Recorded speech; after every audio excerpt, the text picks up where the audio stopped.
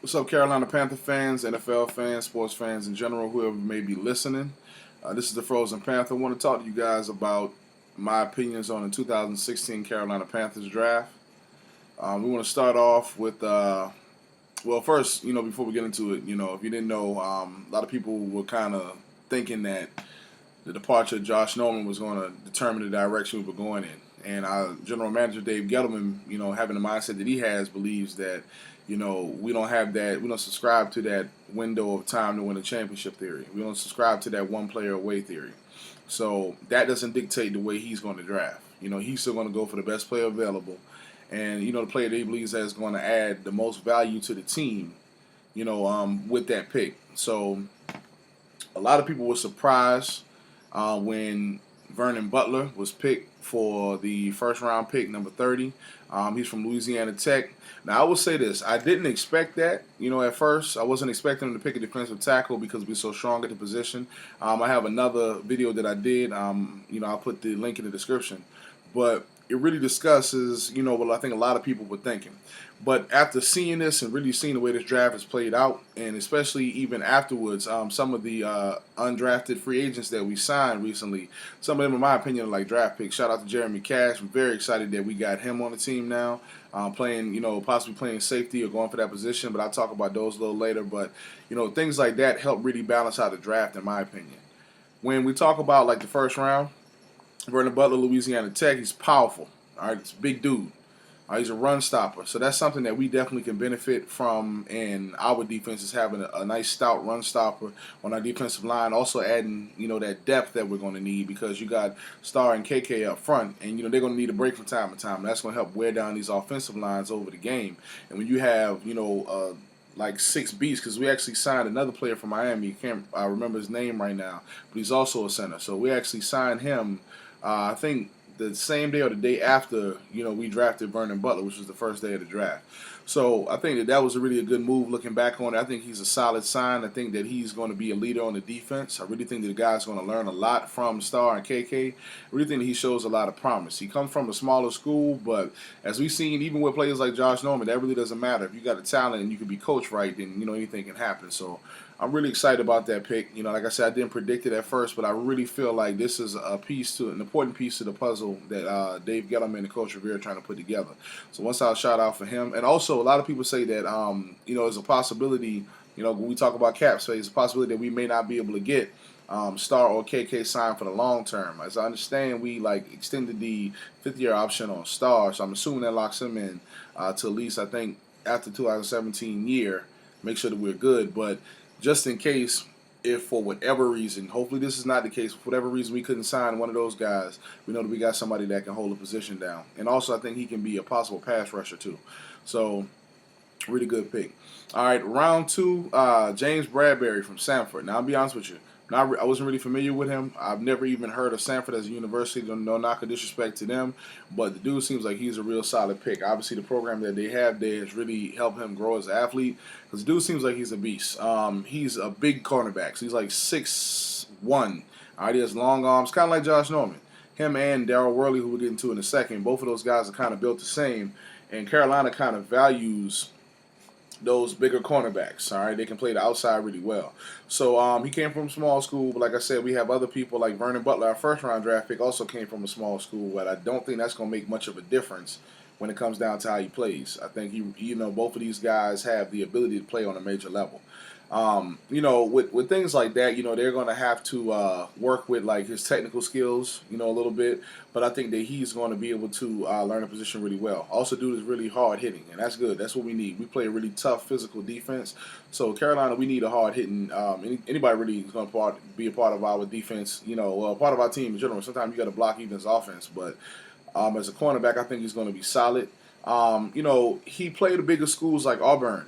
So even though he went to a small school, he actually had the opportunity to play some of the bigger schools that people look at as having his top tier talent. And I think that he played very well against them, and also he shined in the Senior Bowl.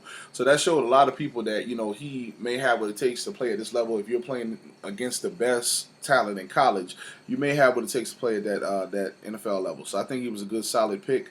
I'm anxious to see how he's going to do round 3. We picked Darryl Worley from West Virginia. We actually moved up to pick him, so we made some trades to do that. Some people didn't understand, like, y'all just picked the cornerback. Well, you really got to understand, when we're talking about that, that's kind of been a thin position. A lot of people have asked, okay, what's going to happen, with Benet Wickery? Is he going to be completely healthy? Hopefully he does get, completely healed up and healthy by the time to play and remain that way. I think he's a great player. I would love to see him starting. But you have to ask yourself these questions. You have to be prepared for things. So I feel like that's the reason, possibly another reason why they picked up another cornerback. But also just to have competition in that position. You can't have, kind of like Dave Gettleman says, you can never have too many good players. So I really feel like that was a good pick. I don't necessarily think we reached. If we were going to go for him anyway, we were going to pick him had he dropped to us. Then it's like, well, whatever. We kind of got rid of. I think it was like a fourth round pick, which we probably could have got a good player too. But I think it was worth it. Once again, our free agency, the guys that didn't get drafted, we got some steals. So I really don't feel like we lost anything there. He's also about 6'1", Darryl Worley. He's also about 6'1", long arms, big corner, and similar to kind of like how J-No is. So these two guys could be fighting for a starting spot. We don't know. But either way, I think even providing depth, they may both get the opportunity to play and learn, by watching some of the other players. So I really think that both of these guys can bring something serious. Once again, he's a hard hitter as well, which would make him a good addition to our defense. One thing about Darryl Worley that I noticed that was really cool is he's really good at creating fumbles, man. And we had a lot of success this past year with takeaways in some way or another, whether it be interceptions, whether it's creating fumbles, and that's what we want to continue. So anybody has that kind of eye for the ball in that attack, excellent in my opinion. So I would like to see those two go against each other. Now, in a good way, obviously. But now round 5, Zach Sanchez. I was kind of excited about this pick, man. Zach Sanchez seems like he has a lot of confidence in himself. The dude's an absolute ball hawk. He's all over the place, man. He's quick. He's adventurous in the way he plays. Sometimes that kind of can give up, things here or there, but I think the dude's going to be an excellent addition. I'm kind of surprised that he fell to round 5, to be honest with you. I would have projected him maybe like early 4th round. That's just my personal opinion, from what he brings to the table. But maybe, him being, I think he's like 5'11", 185 pounds. He's not the biggest guy in the world, which have a lot of people thinking that he may be playing like nickel corner. If that's the case, because of his speed, he can keep up with a lot of the cornerbacks, but they're saying that, with a lot of the wide receivers, but they're saying that they're concerned about his ability to hit. Like, is his hitting there yet? Like James Bradbury and Darryl Worley are pretty good at hitting. They don't know, if he's there yet. One thing is him being a little bit smaller. It'll give them some time to put some weight on him and, get him a little stronger or whatever. But I think the dude's really going to learn well in that position. Also, with us signing Brandon Boykin this year and having him playing there, he gets the opportunity to learn by playing with Brandon Boykin, at least for a year. Hopefully, Brandon Boykin will shine, have a great year. We can sign up for even longer because I think he has the right attitude and mentality to be a Panther. But just in case that doesn't happen, we got really good talent that can learn from him in the meantime. So I think that was a great pick. We were only like the 4th or 5th team in NFL history or whatever the case may be from what I hear, to pick 3 cornerbacks consecutively.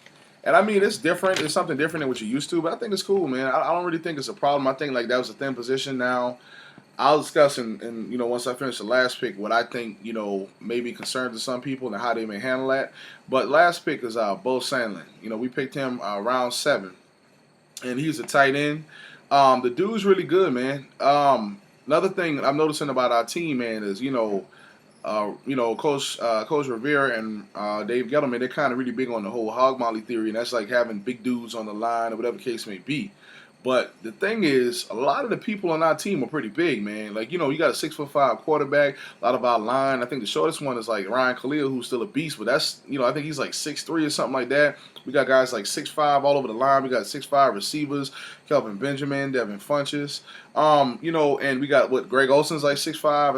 I think Dixon is probably like 6. I think like 6'4", 6'5". So we got a lot of dudes that's pretty big. This dude is no different, man. He's like 6'4". The dude is like, he's a strong run blocker. Like, I think he's really going to play well. Tight end is one of those positions where I feel like, in our team, no knock to Gronkowski, whatever. I think he's cool, but in my opinion, I feel like Greg Olsen is the best. And the fact that we're going to have this guy here, and also we got another tight end that we picked up as an undrafted free agent is really good too.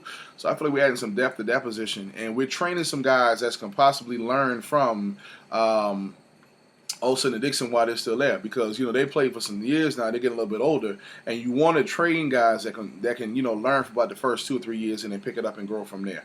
So I really feel like that was a really good pick, especially within that round. Now he came. One thing I like about this dude is his determination. He went to junior college. Left there, he said he had to something about his clearinghouse, and he said it wasn't, grade related, but it's like they didn't tell him a certain class he had to take in order to qualify, so he ended up having to go to junior college route. Played, at University of Maryland, University of Miami. Right after that, he only played there for like a year. He said that he didn't think he was going to really get the opportunity to really grow and shine there because there was so much talent. So he wanted to go to a place where he knew that he could be seen and he would possibly get drafted. So he went to Montana. And obviously it was a good pick, for him to do that, because now, he's in the league. Now he's playing for the Panthers. So he has an opportunity to do something big. Shout out to everybody there. I think the question people have is, all right, what's going to happen with offensive tackle? That was a big thing that a lot of people were concerned about. I knew a lot of the Panther fans and some analysts wanted to see us draft like a high-end defensive end. I knew Shaq Lawson was going to fall to us. But why didn't we, pick up like Jason Spriggs for offensive tackle? Or why didn't we pick up Emmanuel Ogbar or Kevin Dodd or, things like that? Why didn't we go for some of these top-tier cornerbacks people had ranked high? Well, understand this. All right, Dave Gettleman and Coach Rivera have been doing what they've been doing for some time now. Everybody, understands that they're good at what they do. And even though I don't understand all the picks myself, what I've kind of learned to realize is, even sometimes putting depth in these positions that we think are really strong, it hasn't been something that hurt us. Like with my boy, man, Shaq Thompson. When we first picked Shaq Thompson, I just thought he was a beast, man. I didn't know how we were going to use him. He played running back, linebacker, all that stuff. I was like, I don't know what we're going to do, but this guy's a good pick. Some people projected him second round. I wasn't mad at us picking him in the first, but I wasn't really sure how he was going to really add to, a strong linebacker core already. And now that we see how he's developing, nobody has any questions about him. Some people, question a lot of different picks that he's made. Like, okay, why would you draft Kawan Short right after you draft Sala Tulele? And, that doesn't make any sense. We're supposed to balance it out. People have this idea of balancing our draft picks. Well, when you line them two up next to each other, look at what they're doing. Like, they're beasts, and that's a dominant front line. So I'm starting to just trust what they're doing, and I'm starting to believe that he's going to cover these things. The Panthers also, we like to develop our players. So we're not just trying to get the biggest name, and we're not trying to pick people that may not fit our system. You have some cornerbacks that, with that first-round pick that was still first-round grade that were available. But, when Dave Gettleman says, all right, we want to pick the best player available, that person who can add the best value to our team, and also we don't want to pick somebody that's not going to work for us. And he gave the example of some player, I can't remember who it was, that was picked. And he was a standout player, and he was expected to do big things, but the system that he went to just was not good for him. And, so with like Josh Norman that just left, being a taller cornerback with long arms. Now we picked up two guys similar to that, two younger guys that can be trained, that can be coached, and I really feel like can really shine at that level in the near future. So I'm really cool with our draft picks. I'm really glad that corner was addressed. If corner wasn't addressed, I would have had some concerns. Offensive tackle, I know we got Remmers and Williams that'll be kind of battling back and forth for that, and I'm cool with that. I think Williams, he was injured last year, so he didn't really get a chance to really play for that, but he may be good, in that position as well. Remmers also, I'm sure, has learned a lot, and also, we got a free agency to be concerned about. We never know who we're going to pick up then. It could be some vet that we pick up, like we picked up Michael Oher. All right, so that could possibly happen. Also, as far as pass rusher, would have loved to see the pass rusher, but as I understand, our first round draft pick Vernon Butler, he actually has pass rushing skills and everything. So we'll see how that operates. That's a possibility that he can do that. But we also may pick up a pass rusher in free agency. Maybe it probably was best to fill up the cornerback position because we were thin there, and then now we can hire somebody or bring somebody on to go along with Coney Ely or CJ. So I really feel like it's good. I'm anxious to see about free agency, but like Dave Gettleman says, we don't play till September. So that period of time allows us time to make decisions, to fill needs, and see how people are looking.